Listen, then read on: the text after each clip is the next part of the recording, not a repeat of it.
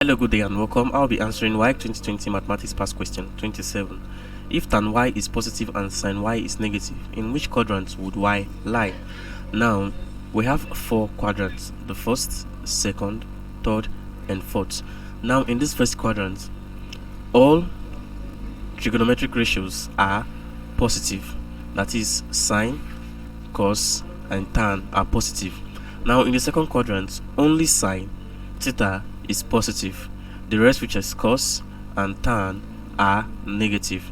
Now in the third quadrant, only tan theta is positive. Sine and cos are negative.